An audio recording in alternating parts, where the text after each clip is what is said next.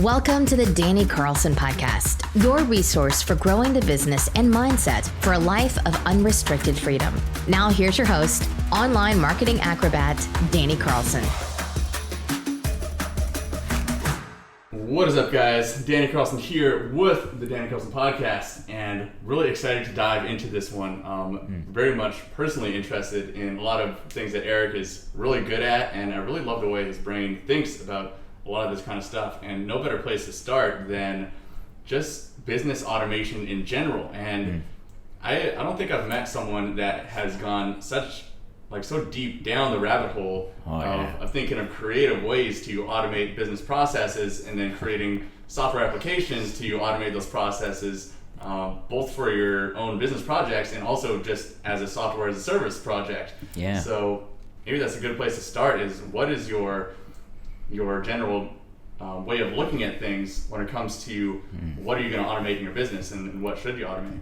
Wow, so that's a good question. I always say automate what you should, not what you can, because we're at the point now with tech where you can pretty much automate anything you want if you know how to code. So I spent the last year and a half after running an automation company in the US, just spent the last year and a half learning how to code and took way too much on from an educational standpoint and just focused on just grabbing as much information as I could. And while I was going through these courses and all these different things, I basically kept my eye on the prize in the background a little bit. So while I was going through these courses and they were saying, okay, we're going to build a system that automates searching for cars on Craigslist, I was going, okay, I'm going to automate posting ads to Instagram. And I would do similar things that I knew I might want to use as kind of Lego building blocks in the future of building businesses for myself. And that's basically my approach. Is I'll meet with somebody, like especially here in Canggu and Bali, there's a lot of high performing individuals, and you kind of have to meet a lot of people to come across those high performing individuals. But once you do, you can have those meetings and say, okay, what's your biggest time suck in the world? And everybody has similar problems, and almost all of those things can be solved with automation. So if I have a similar problem to these guys, then I can just create a simple software service around it, test it myself, have them test it as some beta testers, just add value to it. And then, if it looks like something I can do as a software as a service, great. But if not, I have a big chunk of my next business that I have a piece that automates that entire section, like marketing. I'll never have to hire a marketing officer again, because I can automate that entire job, everything from the copy curation to generating the images using natural language processing to actually posting these things across various social media. You can do pretty much anything with automation. So it's more about talking to these people, high performing individuals, and dealing with my own issues and going, okay, how can I solve these pain points for these specific people, instead of going, ooh, what's a cool idea? I don't really care about the cool ideas. I've been around the block a bit. I've been there, done that with let's use the buzzwordy, let's build AI for this. Let's build the Airbnb of that, but really money's Airbnb of AI. Yeah, money's made in the boring spots. So I'm happy doing work on the boring stuff that people don't enjoy doing, and that's turning into something for me. So. Yeah, I think you're really spot on about that being such a valuable skill set, because I know personally for me, that's been maybe the single biggest pain point in growing my agency is coming up with good automation systems and processes that are not so hacked together that you need someone who's like $20 an hour plus to actually manage the whole system and fill in the gaps where the automations are not actually going to fill in. Yep. And there's great software solutions that we use, but none of them really are the entire picture. Yeah. And even the enterprise level, like $2,000, $3,000 a month solutions out there, none of them are perfectly tailored for what we want to do. No. Whereas in your case, you can just be like, okay, so this is our system, this is our process. Now, how do I create a program that is going to do exactly what we need for it? And you're not paying a monthly subscription fee for building this. it myself. I mean, I am paying hosting fees and I am paying, server space and stuff like that, but really you're looking at $20 a month, not $2,000 a month for those sorts of things when you're doing it for yourself. Oh, absolutely. And so it wasn't that long ago that you started to learn how to code and really dove into this whole thing, right? Like, Yeah. How long was it from the point that you started to learn how to code to the point where you could confidently be like, okay, so here's the program I want to create, and actually go out and create it yourself? So it was realistically like 12 months before I came up with anything great from a coding perspective. I did almost 500 hours of like self-driven development education courses on Udemy, Harvard courses. I basically had a list of Ivy League schools and the free stuff they offered, and I just took courses like Tic Tacs. So I spent an entire year doing nothing but learning these things and building pieces that I knew would be of value in some way in the future. Because I had started a lot of businesses in the past. I knew some of the pain points that I had and some of the things I hated doing. Like, I don't like B2C. I don't like talking to customers every day when I could be working on the business side of things. So I either need to hire somebody for that, or I need to write a chatbot. So I'd just kind of write pieces. But yeah, at 12 months, I came up with my first thing, and I do trading as well. So I wrote a piece of software that basically monitored all foreign exchange markets, cryptos, and stocks. Basically everything from MarketWatch, Yahoo Finance, and every piece of data I could get from anywhere as far as like financial info goes. I pulled it all into these massive data sets, and I dumped out everything that didn't match my ideal investment, from a portfolio standpoint.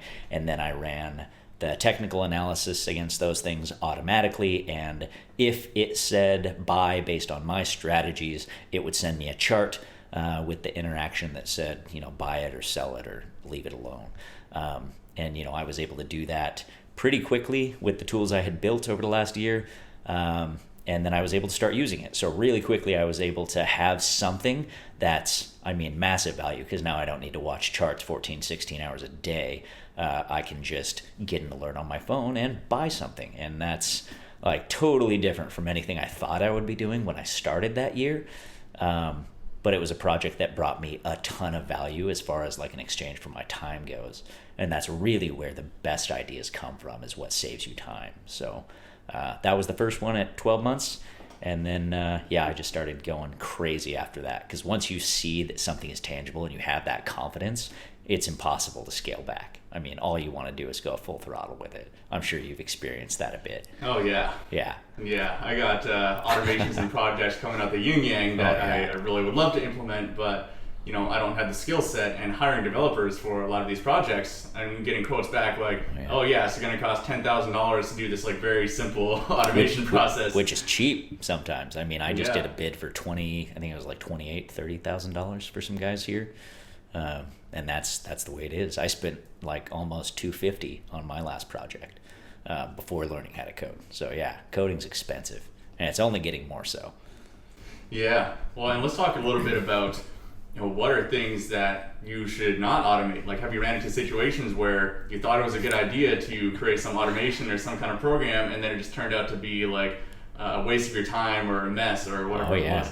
Oh yeah. So especially when it comes down to like copy curation and automating Instagram interactions and, like comments and stuff like that, it's a nightmare. The last thing you want is your bot saying, "Ooh, great photo, love your work," when somebody posts a sad picture about their uncle who just died. And that struggle is very real, and you just don't think about it until you start auto-posting these things, going, "Ooh, look what I built." And then you're going, "Oh, crap, I'm destroying my brand identity in a matter of minutes, not in a matter of like days, months, years." Yeah, but screenshots show up of like your brand account making a comment like that. It can be a mess. Like, I think, who was it that figured it out first? It was like Amazon or somebody released a bot on Twitter that could interact with people, and they posted it on Reddit, and Reddit made it a racist within like 24 hours. So this thing was posting all sorts of terrible things, about Jews and Nazis and all sorts of stuff, and it was doing it all on its own. So they had to shut it down very quickly. And that's the type of stuff you run into. So when I automate marketing, for instance, I don't automate the posting. I automate the copy curation, where it's going through and it's doing sentiment analysis on all the comments. It's doing text analysis to see what keywords it should be using for relevancy. It's doing all that stuff. But if I'm scheduling social media posts, I'm doing just that, and then I personally am going over that schedule on Bufferlate or whatever it happens to be, to say, okay, yes, post that, don't post that, edit text here or there.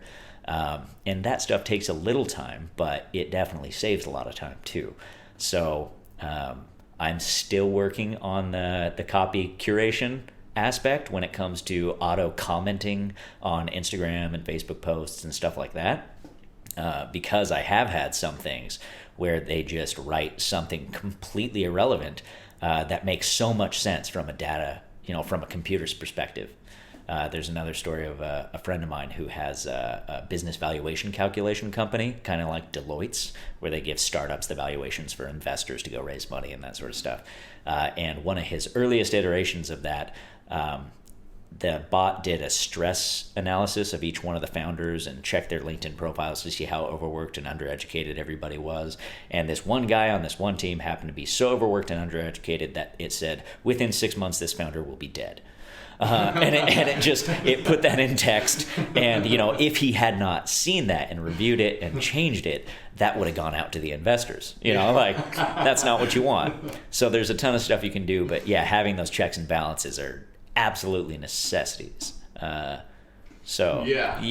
It needs the human element. We're not yet at the point where it can completely replace a human with a computer. Right? So even if you're automating the copy, even if you're automating the ads and the posts and all that stuff, you still need somebody who's a talented copywriter reviewing those things. And it can take them less time, and this can be a great tool for them to save themselves some time. But at the end of the day, there has to be a human element in there, at least for now, until the robots take over, which, hey, it could happen.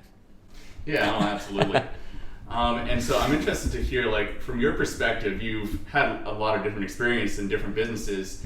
What do you think are some of the lowest hanging fruits that people, if they have their own business, maybe it's for an internal operations standpoint, what would be some of the lowest hanging fruit that they can automate to make their business more efficient or remove errors or whatever would be an easy thing to fix without a giant project like $10,000 or taking 6 months to build? Yeah. So, good question again. It really does depend on the business. I know everybody hates that answer, but I think some of the things that a lot of people can start doing are using Zapier with Google Sheets. You can do a lot of amazing things. In fact, I just built a website for some guys as a kind of a charity project for some locals here, that they needed a website, but they don't know how to use a computer. So they needed their website forms to send them a WhatsApp notification so they could start interacting with that. I did all that through Zapier and Google Sheets.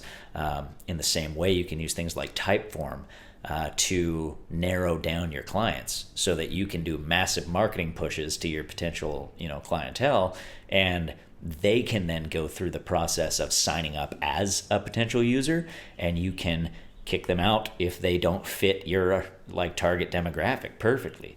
I built a system like that for a client recently that basically asks a ton of questions. What systems do you use for this? What systems do you use for this? What systems do you use for this? And if they don't answer every single one with what the client's perfect customer looks like, then it drops them off of the system and refers them out to another agency. But if they do match that, exact, what that client wants their clients to be or their customers to be, then it says, okay, let's set up a call, and it kicks them over to Calendly. So just with that little automation thing, now they can do massive marketing pushes. They can hit up 100,000 companies in 1 month, and maybe only 20 of those actually get to the Calendly page. But it saves them the work of having to take 50 customer calls that take 30 minutes to an hour a pop, so that they can figure out that they're not going to work together. And now they have a massive list of clients that have similar needs that they can then send out as referrals to other agencies, so they can charge for that too. So there's all sorts of stuff you can do with just base level automations that people just don't think about, because that's so backwards to every, hustling entrepreneur going oh, I need to do all the things all the time. I need to, have all these calls. I need to get them on the phone. I need to... And it's no, you don't. You only need the ones that are actually going to convert on the phone. Get the rest out of there. Save your time. So, yeah. Yeah. Well, it makes so much sense. And I learned that lesson the hard way too. Not having a qualification process for who's going to be the ideal clients for the agency or my agency course. And then you're 45 minutes into a sales call and you realize that they are $10,000 in debt or something like that, and Yeah. like they just completely are not your target who would be ideal for what you want to go for. Totally. And I love the idea you also mentioned about farming out the leads. Like, Of course, they're money. Yeah. Like they're sitting there. They're ready to pay. You know? that's super smart, and I know a lot of people are not doing that too. No. So like, what's an example of how you would go about setting that up? Or is that something like in some case you could set up like on their affiliate program with an affiliate link, or just contacting, like cold emailing all your competitors to see if they'd be interested in something like that? Why not? You know, finding competitors is really easy. You can go on Google pages. You can go on, you know, lists from bloggers saying here are the top people in this industry, you know, in 2020 or whatever it happens to be. You can find out who those competitors are, and why not cold email them and say, hey, you know, I have this system that has this. I have X amount of leads coming in on a monthly basis. I can't handle all these. Would you mind taking some of them off my hand, and can we collaborate here? Who's going to say no to warm leads? You know, like that's very rare, especially when you get into things like, you know, any sort of, you know, SaaS products, e-commerce, real estate. Like it's really endless when it comes to who wants those warm leads and who's willing to pay for them. And as you get to the point where you can automate all these things your own, you can build scrapers that scrape these list websites and automatically reach out to those companies for you. So, I mean, there's all sorts of stuff you can automate, man. It's a fun time to be alive. Yeah, oh, absolutely. And personally, with the automation side of things, in my agency, we're really diving into LinkedIn DM automation. I did that too. Yeah, and seeing results that are surprisingly good. Yeah. I never saw LinkedIn as a good opportunity for finding business, but it's huge. I think the DMs are super underutilized right now, and unlike email, where if you're just sending out, you know, a million messages to like cold email still works, but I think is a much lower connection rate there than there is on something like LinkedIn. So the automations are not necessarily just seen as spam by people. They're actually going to look at them and potentially do business. Well, and like I did one for that too, that basically it crawls Crunchbase for lists of recently funded startups, and then it checks the URLs against LinkedIn to see that company page, and then it pulls the employees list, and then it DMs each one of those employees and says, hey, I'm interested in, you know, talking to this company about X. And now you've got not only the email address for the company itself and the URL that you can pull that from, but you have a list of their employees. So when you reach out, you've probably already hit up their employee on LinkedIn, and you can automate that stuff as easily as you can MailChimp. Hey, first name, saw that you worked at X company. I do this, would love to talk about collaborating. You know, that sort of stuff is really easy to do. And like you said, it's totally underutilized because everybody sees LinkedIn as like the, you know, the Facebook of the business community a little bit. And nobody really, I think, understands it, or they're scared of it. So they kind of keep their distance and go, oh, Instagram, that's what I want to be on. Totally. But like Instagram is like kind of weird to be reaching out B2B sales on Instagram. Totally. It's pointless. It's completely pointless. Totally. And one really smart strategy that we started implementing to get clients for the agency is finding our competitors on LinkedIn that are getting a lot of post engagement, and then getting the LinkedIn URLs of all the people who are engaging, actually commenting on those posts, and then sending our cold DM sequence to them. And that qualifies people as people who are actually on LinkedIn and engaging, so they're much more likely to actually see your DMs, not just some dead account that someone created because their boss told them to, or something like that. Happens. And it's working very, very well so far. That's epic, man. Yeah. Are you using a paid system for that, or are you implementing your own system as you go along? It is a paid software. I can't remember what it's called. It's a new one that our sales guy found that is cool. There's a lot of different LinkedIn automation softwares out of this one, but this one kind of ticks all the boxes. So nice. I'll put that in the show notes. I'll try to remember what that is for you guys who are interested in that one. Cool. I'm also really interested to hear, like, if there's an example of one automation that you've created or one piece of software that you've created that you're just especially proud of, and what does that do? Man, that goes back to the lowest hanging fruit thing. As I just bashed on Instagram for B2B, this is Instagram B2B. So I built a system that you can type in a list of cities or a list of locations. So I can type in Bali. and it will automatically go out. It'll find every location pin on Instagram within Bali, and then it will find every city location pin within Bali, so like Canggu, Ubud, and all these different places, Kirkabon, and then it will go through each one of those and say, okay, Finn's Beach Club, and all these different actual locations. Then it will find all the trending posts over the last 7 days from those locations. I can browse that content I can browse those results by keyword or by number of followers or number of engagements or anything like that. And I can get myself a list of influencers who are in the area right now who are posting, and those posts are doing well. Then I can automatically reach out to those people and say, hey, I saw, like I just did a test with a guy who does bamboo straws.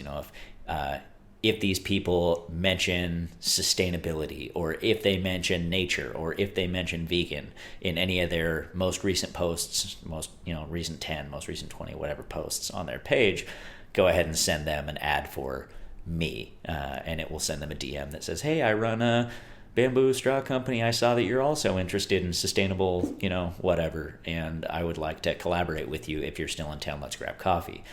So super personable, and really useful. We've actually seen like a 10% capture rate on those cold DMs that are completely automated from typing in a city's name or Bali. So yeah, pretty nuts. Yeah, well, that's such a great example of the power of that. Like you said, a very simple automation to set up, right? Totally. But the amount of time it would take for you to actually go do that manually is absurd. Yeah, it's a nightmare. Or paying a virtual assistant, even if you had a team of 10 virtual assistants, it would probably not be as good of results as just creating the software once, right? Yeah, and we started scraping, my wife and I had a bunch of interns and stuff like that scraping for my last company. We were just trying to scrape companies into our database, and we did it all manually, and we reached out all manually.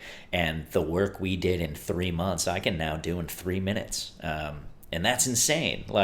Just a couple quick scripts and it's done for you. So yeah, it's a really neat time to know how to develop these sorts of automation technologies. Yeah, well, you certainly got me sold on it. It's very, very tempting. It's a lot of fun. Yeah. And actually, I'll throw in, I put together a course guide of all the stuff I did to learn this stuff and what I would have done differently and all that. So I'll send you the link. You can add it into the notes here too. For anybody who wants to learn this level of automation pretty quickly, I think I got it down to 112 hours for how long it would take somebody to actually learn how to do this stuff. Yeah, and I took a look at this guide, and it's incredible. I just reached out to Erik, being like, "Hey, what do you recommend as if I wanted to learn how to code?" I forgot I sent you that. That's fun. And he sends me this beautiful spreadsheet with exactly itemized these courses. Here's the cost of the courses, and this is how many hours they take, and this is the reason why I have these courses. Very, very detailed. So if you're at all interested, definitely check that out. That's kind of how I like to do things. I only like explaining it once, so I do all the information up front that I can, and then I don't touch it ever again if need be. Yeah, well, very smart. And I also really want to hear your philosophy behind networking and finding the right individuals for these projects that you're working on, because I know you're really big about just trying to meet the right people to partner with on different projects or different high performers that have a problem that they really need solved, and getting that all sorted out. And I think you got a really smart way of going about that. So just a little bit about what is your philosophy behind networking, and why do you put so much effort into it? Well, it's pretty easy to do nowadays. To get direct contact with anybody in the world, it's really easy. You can find email addresses. You can use things like SellHack for LinkedIn and stuff like that to grab people's contact information. And as a digital nomad, whatever you want to call it, I don't want people to lynch me for that one, but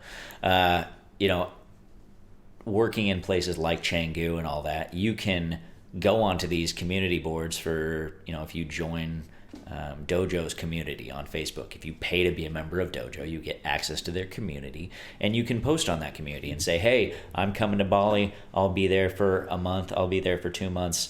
These are the things I'm good at. These are the things I like to do for fun, whatever, like acro yoga, riding bikes, all these things.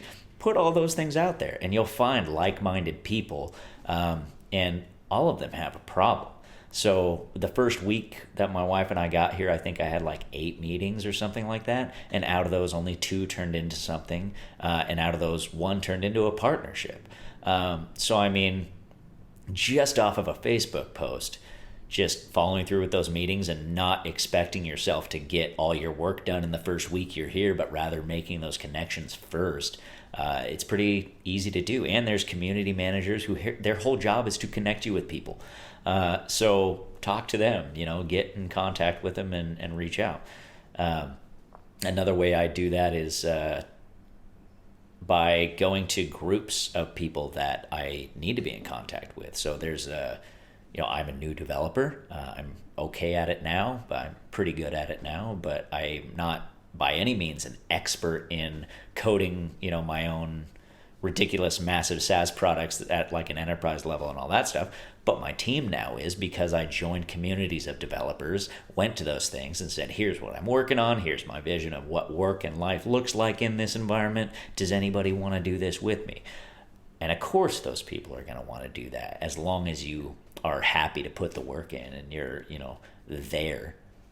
It's pretty easy to get the yes out of people. So, getting those meetings, getting that interest and that kind of buzz going is important. And then really figuring out what you want, kind of like you talked about with, funneling through qualified clients and qualifying those leads. You do that with people too, like the people that you're going to hang out with. I like smoking cigars. I've met like one other person in Bali who smokes cigars. I want to be friends with that guy. And similarly in business, there are things I want to accomplish. There are things I'm good at. I don't want to build websites. I can do websites, but I don't want to build websites. And I especially don't want to build websites who somebody wants to pay a cup of coffee for. So I'm going to go to people who are doing $100K a month, net in drop shipping or something like that. And I'm going to go, okay, what are your biggest pain points? So I'm not going to the guy who just, took a 6-month break, a gap year or something like that from school, and his parents are paying for his trip to Bali. He's a great guy and he's learning a lot, and I definitely want to be in contact with him and be, friends with the guy, but I don't want to do business with somebody unless they're just at a certain level of business. And, I burned a couple bridges with that philosophy, but that's okay because I don't need to be friends with everybody.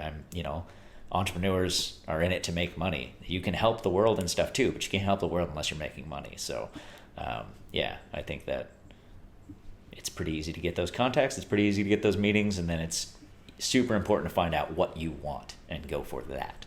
Yeah. And just block out the noise, because there's tons of noise. There's always an ecstatic dance party or a cacao ceremony, or you can always go to a sandbar at 3 a.m. and get drunk.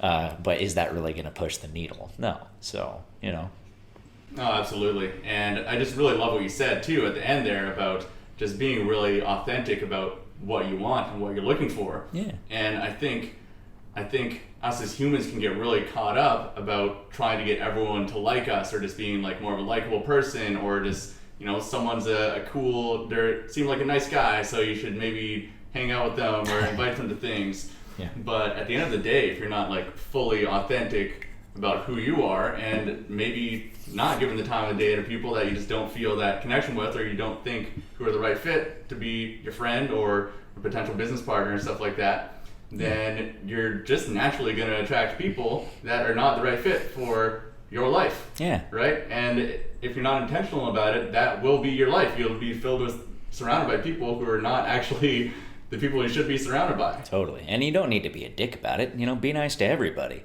I'm a big fan of, I forget who said it. It was like one of the rich guys on Wall Street basically said, like, be nice to the bellhop, I think was exactly what he said. And it was just a philosophy of be nice to everybody. You don't need to do work with, do business with everybody. You don't need to invite everybody over for Christmas dinner, but like, be nice. I don't need to go up to somebody who's, the guy who's here on a gap year and go, I don't want to have anything to do with you. I can just go, hey, let's, have coffee once. Let's go out for drinks once, whatever. So yeah. Totally. That authenticity is huge, especially out here. People are, I guess, blinded to the BS out here. They just push it completely out of their lives because they left their corporate job. They left their, startup that either was successful and they sold it, or they tanked and now they moved to Bali because they wanted to start anew. So nobody wants that buzzwordy bullshit like thing, if I can say that on your podcast. I don't know. Oh yeah, say whatever. I don't know what you're about. So yeah, and what kind of key relationships really are you looking for? Are you looking for like people who can feed you ideas, or are you looking for deal flow, potential partners? Like, what kind of people are you looking for when it comes to business networking? Man, developers who hate their job. Really? I have a lot of developer friends who we've worked on some cool projects together, and that stuff is allowing them, or has allowed them, to live a different kind of lifestyle and detach from the toxic environments where somebody's barking orders at them all the time. That's kind of the nice thing about having so many projects going on. And my wife works and I do the trading stuff, and it allows us the freedom to do multiple things. So none of those things are like heavy on deadlines and all that stuff. So yeah, developers who hate their lives, talk to me. And I also really love like high performing marketers, because I hate selling products, which is why I built systems to sell products for me. But at the end of the day, I still need people who know that realm to look over those things and make sure they're up to par. And if they're not, I need them to tell me what's wrong with them so I can fix the systems that help them do their job more efficiently. But really anybody, man, I'm all about team building. So as long as people are high performing and they don't complain a lot, those are my people, man. Totally. And so like a lot of it seems to me to be finding people who have specific problems that then you can talk to and then go further into, okay, so you have this problem, you're currently making a decent amount of money with what you're doing, so there's legs behind this problem. Yeah. And then like, how best could we create something that can solve this problem in a way that is monetizable? Is Totally. Yeah, and like those people sometimes reach out to me, but I find that I more often reach out to those people. I see, because those are the guys that their heads down, or girls that their heads down, they're working their ass off. They don't even realize that they've made it yet because they're so ingrained in the day to day and they're so exhausted and they're burning out. Like those are the people that I can typically find because I used to be that guy. And I can just go, man, look, there's a better way. Let me run a script and show you how easy your job is. Like that stuff opens eyes like you would not believe. I have actually started taking my laptop to most meetings so that when I'm talking to people about these automated processes, I can just run a script and show them how much time can be saved by running a simple program for 13, 14 seconds. It's really wild to see just the light in their eyes. And that's why I do it, man, because I burned out hard. I was septic 3 years in a row from stress. So, like, I want to keep people out of that. Yeah, like wealth, but at what cost, right? Yeah, what's the point? Like, nobody wants to be the richest stiff in the cemetery, right? Totally. Well, yeah, I find it so fascinating too. You see a lot of people who have made quite a bit of money, but their health is just like clearly in shambles, smoking cigarettes and drinking all the time. Like I have a few good friends who were self-proclaimed alcoholics during the period where their business had the most success. Totally. You made $1 million, but if your relationships are in a shamble and your health is in a shamble and you have to spend a lot of that wealth to actually regain that in the first place, then what the heck is the point? Yeah, I mean, you have people snorting Ritalin to get through the day. It's like alcoholism. I mean, it's terrible, don't get me wrong, but there's worse things out there that people start doing so that they can deal with the level of stress that a lot of these people have to work through. Wolf of Wall Street kind of stuff. Dude, it's insane, yeah. Even here, I mean, you see that sort of stuff happening where people are just working themselves into the ground in paradise. It doesn't make a lot of sense to me. Yeah, no, absolutely. And so what's like, give me an example of when you burnt out. Like, what was that whole experience like? Like, was it just a ridiculous amount of hours? Or just like so many stressful fires that constantly made you feel trapped? Or what was that really like caused you to go through this whole process of transformation? Yeah, so I ran a startup that was pretty high growth in the States. We had a 3-man team. We launched a national marketing effort that started growing us way too fast. And that's when we started automating internal processes. So I'm glad it happened because it turned me onto that road. But I had 2 schedules. I had a winter schedule and a summer schedule. And I would switch it based on like the amount of hours I had sunlight, basically. My 12-hour winter schedule was insane. I would get up at 5. I would be in the office by 6. I would work until 6. I would go home, and like every minute of my day was scheduled to a T, and I iterated over it like a freaking robot. It was wild. And meanwhile, we're doing the high growth thing. I have a very small team, so very high demand. I've always expected, as much work out of my team as I've expected out of myself. I don't do that anymore. But yeah, that sort of stress in a startup culture, along with needing to raise money and being in a small town, so not really being able to raise money. You're going to LA, you're going to Seattle, you're going to Vegas, meeting with investors on top of the daily schedule, on top of running a business, doing 24-hour chat, because we thought that would be a good idea. So I had, Sarah and Emily were my names on the website, and I'd be chatting people up all hours of the day and night, trying to get them to convert. And it worked, but at what cost? At the end of the day, my wife and I ended up massively in debt. I ended up having ulcerative colitis, which is, ulcers all throughout your lower digestive tract. And they are exacerbated by stress and lifestyle. So not very healthy eating, not getting enough sleep, drinking RedBulls and, alcohol, of course, to get through the day. And then you're burning out every single night. You do that for a couple years and you just might die, literally. So, I got septic for the first time after like a year or 2 of that. And I worked in the hospital bed the whole time. I was in there for like a week. I had my laptop. I actually have pictures on Facebook that I would post, or on Instagram, that like my hair's combed. I've got my, nice shirt on, and I'm sitting there working in the hospital bed. Like nothing's going to keep me down. That mentality is so broken. So I kept doing it. I got septic again from stress the following year. Did the same thing. My wife's sleeping on the bench next to the hospital bed. I'm working my ass off while still in the hospital.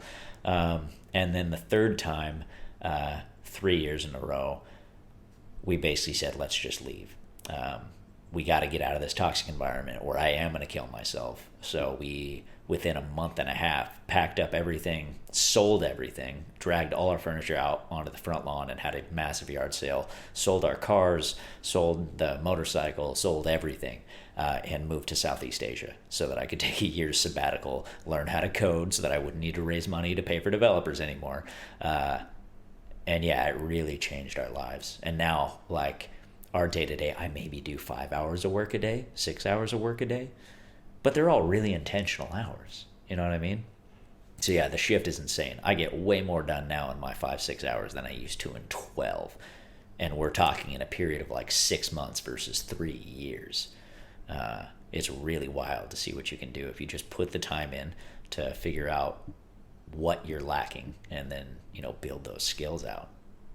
Yeah, and what was that like too? Because like, if you're going through, you're working that hard, you're working 12-hour days and just like really killing yourself for it, and then you come out of it and you just have to like say that's enough without like really reaching that end goal that you wanted to go for. Like that's got to be a really humbling experience, right? It was nuts. Was there a lot of self-transformation or realization that, like, did you go through almost like a spiritual kind of reawakening process through that whole thing, or what was that like?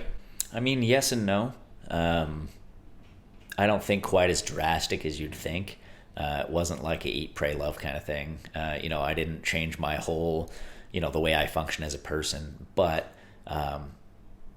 like my stress levels are so far down. I no longer stress my teams out. I have a partner that does some development work with me, and he also does client work to pay his bills while we built a couple things out. And he's, I think, 3 or 4 months into a 2-week project that we were gonna, crank out and get done. But that's okay. because he has other priorities that he needs to do. His mom got ill and, all these things, a bunch of contracts fell through. And old me would have been barking orders and you need to get your ass into the office at 6 a.m. and, being a total prick. Versus now I'm going, hey, how you doing? How's your family? What do you need? So that has been pretty transformational. And I have plenty of other stuff to keep me busy, which is also pretty transformational. Instead of trying to focus all my energy on one thing, I've learned to embrace like my ADHD mindset that I always kind of suppressed and went, okay, I can do multiple things at once. And it actually makes my life a lot easier and I'm happier. Spend a hell of a lot more time with my bride, which is awesome. We go out to nice dinners, all the time, and we get to walk on the beach and we get to go check out rice paddies and waterfalls. And like, it's good being able to do that stuff. So yeah, I mean, it has been transformational. I am a much more relational person now after those experiences, because you just realize whether you make it or you don't, in that entrepreneurial journey, it's just not worth killing yourself over. Like, I've never had a startup that I was like, yeah, I'd die for that.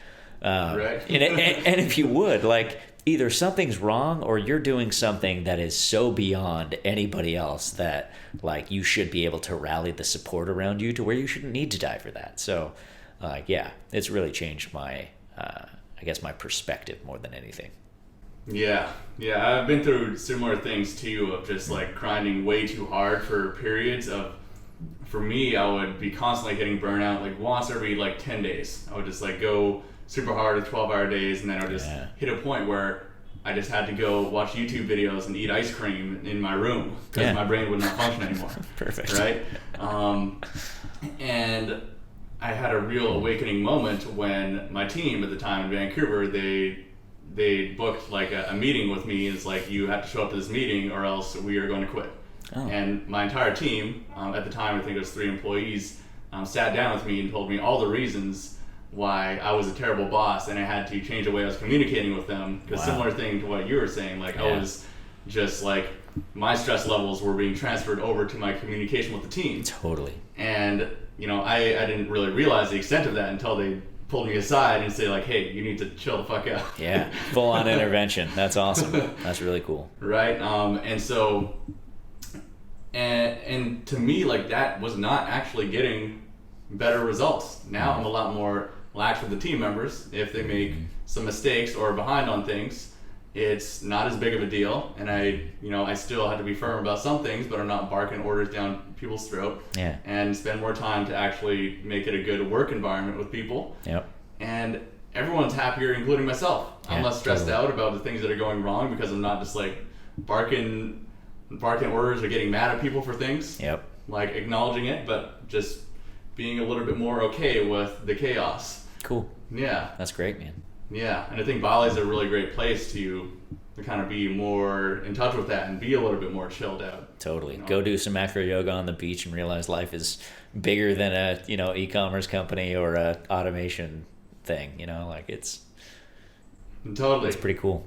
Yeah, and at the end of the day, like me spending more time doing acrobatics and, I spend 2 hours out of every day at the gym usually, or like, ice bath and sauna and all that stuff, things that make my body feel good. Mm-hmm. And I think from what I've seen, it actually has a positive net ROI when it comes to actually getting things accomplished in my business, as opposed to when I was spending 12 hours a day and, sure, maybe I'm working, but I'm not efficient, and then I have like 1 day of burnout every 10 days and I'm just not able to get anything done. Totally. Right? Who said that, give me 6 hours to chop down a tree and I'll spend the first 4 sharpening the axe?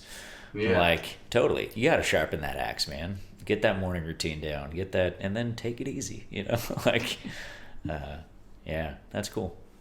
Totally. Well, this has been a really fascinating episode for me. I love diving into all this kind of stuff. Me and too. I'm certainly going to dive in a lot more to the really nerdy automation stuff. Yeah, it's fun. The potential there is so huge, and it's almost like a video game. Totally. Right? And I'd actually say, to that note, the reason I see all this stuff as so obvious in this automation stuff is because I had teams of developers that we would come up with an idea and be like, can we automate this? And they'd go to the whiteboard and they'd be like, yeah, we can. Here's what it's going to cost. Here's what it's going to take. So like if there are business owners out there who like want to automate a bunch of things and don't know where to start, like the best thing to do is find yourself a development friend or partner and just be like, hey, can we automate this? Hey, can we automate this? Hey, and just be a pest, because a lot of those things help the creative process and developers also. And it really creates a good working environment for, iterating over those ideas, for respecting those people's experience and expertise on things, and inspiring creativity as well. It's really cool. Awesome, man. Yeah, it's definitely something I'm going to be spending more time looking into over the coming months and year here. Let me know. Heck yeah. I'll tell you if we can automate it. Awesome. And cool. If people want to learn more about you or reach out to you online, where's the best place for them to do so? WeAutomateStuff.com. We went for something obvious. So that's the, people ask what we do. We automate stuff. WeAutomateStuff.com is the website. ErikHayton.com. With a K, Erik, is another one. But yeah, Instagram, anything like that. I don't really use Facebook. I rarely use Instagram, but any of those other things should be good. Yeah, if you interact with him on Instagram, it's probably going to be one of his software automations. So, Not yet. I haven't done the personal thing yet, only because I don't want to say congratulations on your post when it's a dead aunt or uncle. Yeah. My mom just died. Yeah. Cool. Yeah. Love your pics. Let's collaborate. Like, no. Awesome. So and we'll put all these links in the show notes for you guys. And if you guys haven't already, you can find the show notes on dannycarlson.com/podcast and leave a review on iTunes. This is a fairly new podcast, so we don't have very many reviews on there. I read every single one, and if it is not a 5-star review, I go home and I cry and I eat ice cream and I just put on the notebook. That's my routine for whenever I get a review that is not 5 stars. So nice. If you want to make me cry, then leave a 4-star review, but otherwise, make sure it's 5 stars. All right. Cheers, guys. Until next time, take care. Thanks for joining us on the Danny Carlson Podcast. For resources mentioned in this episode, visit dannycarlson.co.